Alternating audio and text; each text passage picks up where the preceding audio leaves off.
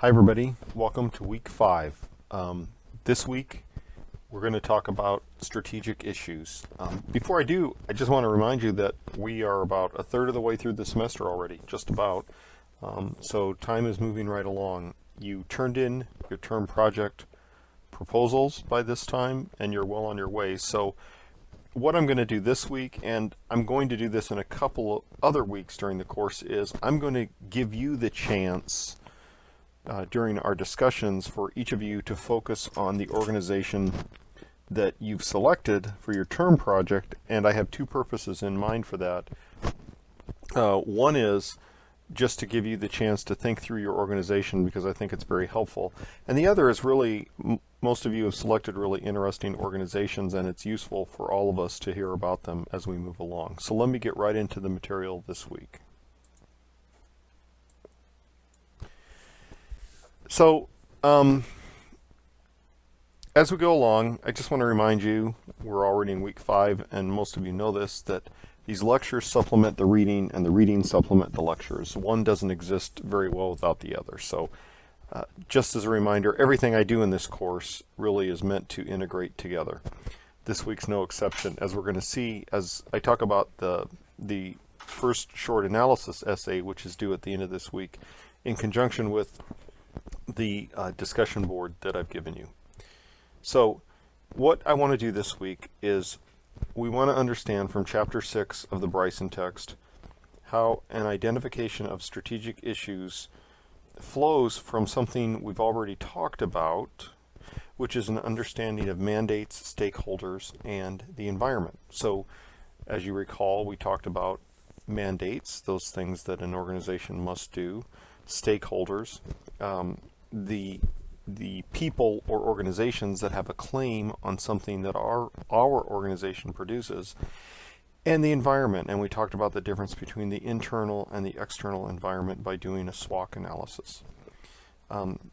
As I said, you've turned in your proposals and you're underway. Next week, I'm going to give you a chance to talk about the interview with your key person inside your organization. So coming up again this week is a short analysis, which is number 1, and that's a stakeholder analysis. And you'll remember this because this is similar to what we did in the discussion during week 3. This one needs to be a little more expansive than that discussion board, and you need to go a little bit more in depth. And I've asked you to use the city of Omaha as the subject matter for that stakeholder analysis. And then you have the term paper or the term project interview plan coming up on October 8th.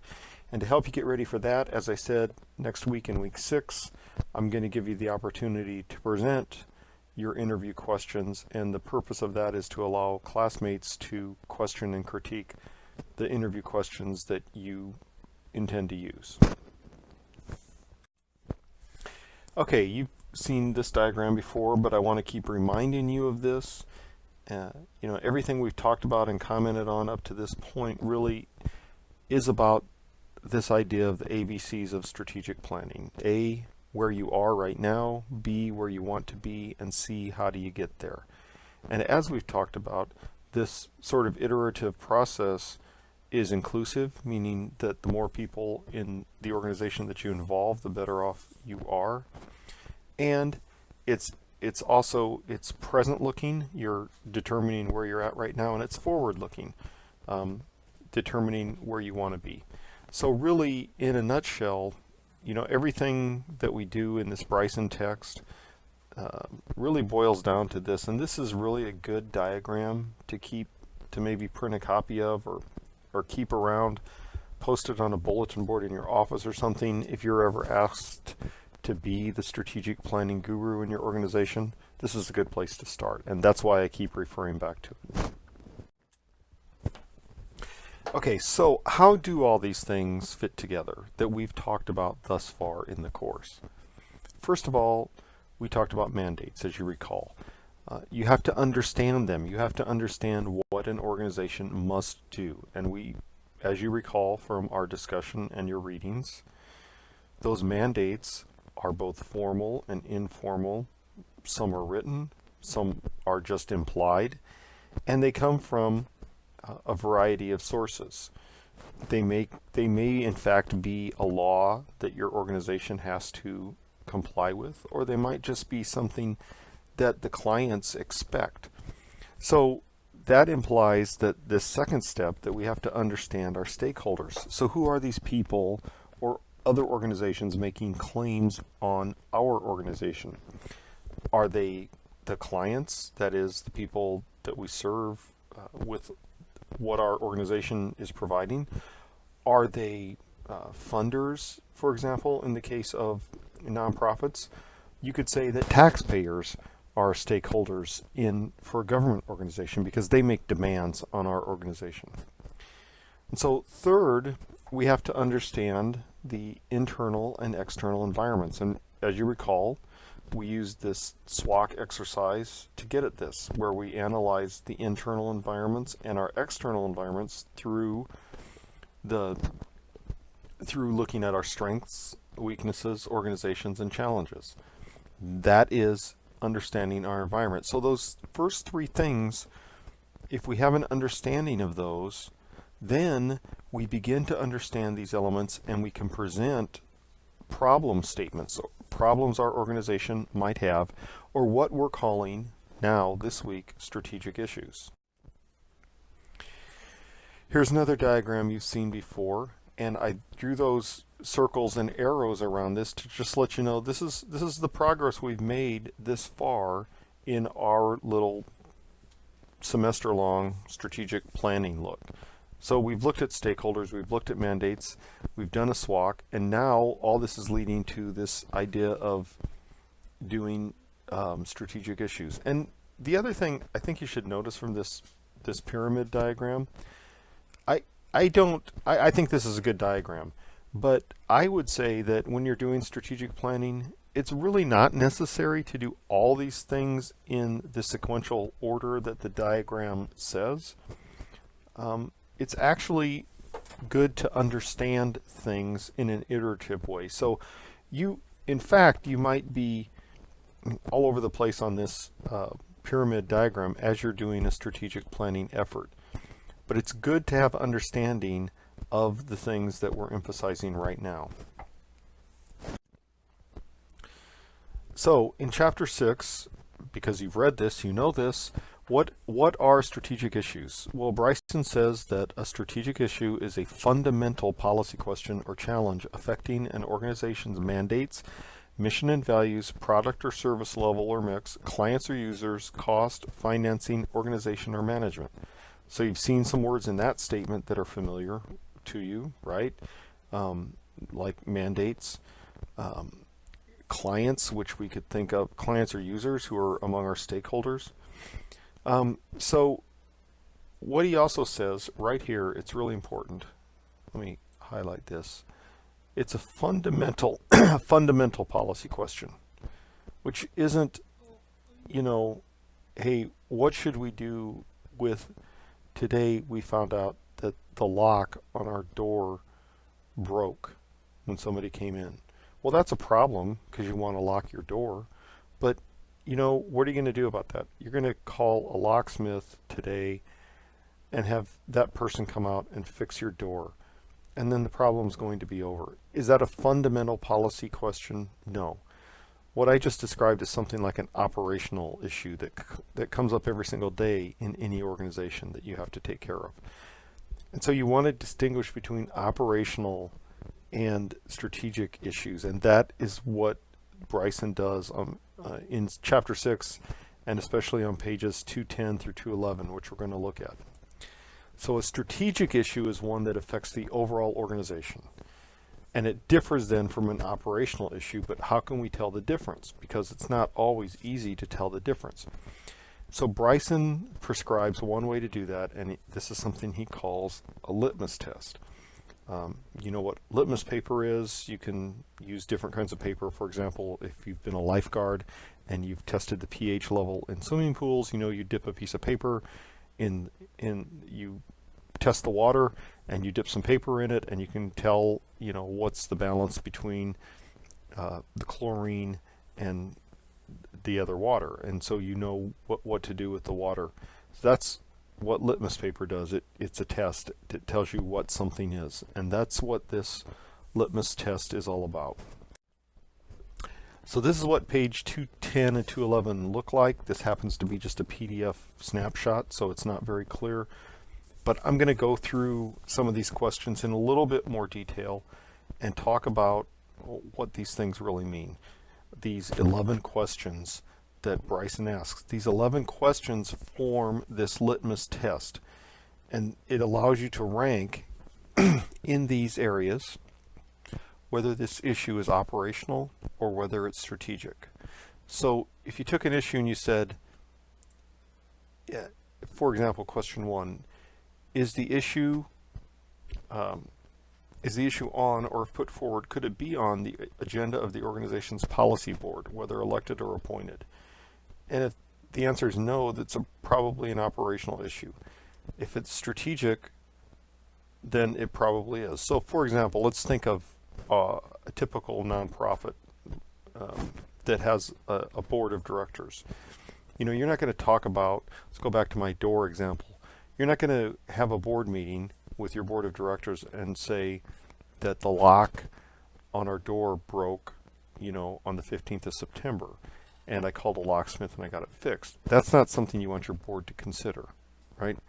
But what, you know, you may have a facility that has a lot of security problems. It might have, you might have gotten an old facility and every single window can be accessed, you know, using nothing more than, say, a paper clip.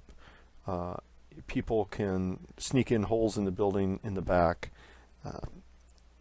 Your security system is non-existent. Is that a strategic issue? It might very well be, because you know, people can gain uninhibited access to your building. That's a problem that maybe your board needs to look at. So what you have to do as a manager is weigh these issues, whether they're strategic or operational.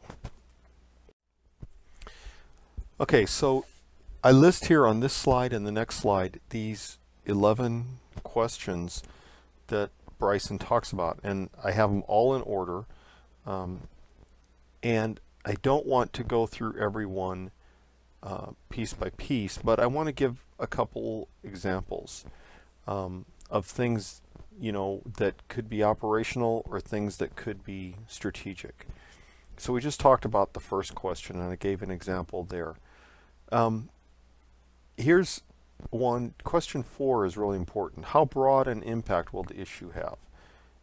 You know, is it an issue that will affect the entire organization? If so, it's probably a strategic issue. Question 6 is key in this, and that's why I list all the letters from A through L under question 6. In resolving, question 6 asks you to resolve the issue. If you have this issue and you're going to resolve it, well, what happens with your resolution? Will your resolution likely require some things? So will it likely require a change in mandates or other rules governing the organization? Will it likely require a change in mission? Will it likely require a change in institutional or organizational design? You know, will it likely require, for example, a major facility addition or modification? Will it likely require staff expansion or retraction? Will it change stakeholder relations? Now, it's hard to think about issues like that. What would be some examples of this? One example in nonprofit, for example, maybe let's assume that a donor wants to give you a very large endowment. Say some donor wants to give you $2 million. But in giving you that $2 million, what they are asking you to do is significantly change your mission a little bit. And so you would have to weigh whether or not that's within the strategy of your organization to do that. So, for example, let's say your nonprofit is you run a museum of modern art, and a donor wants to come in and says, hey, I have $2 million. but I want you to have one exhibit dedicated strictly to, say, Renaissance art. Well, your museum doesn't feature Renaissance art, it features modern art. Now, is that going to change your mission? You want that $2 million, right? And so are you willing to change your mission to do that? I would say that's a strategic issue. So those are some examples of the difference between operational issues and strategic issues. Let's give another example. Let's say that you run a food bank. And let's think about the economy.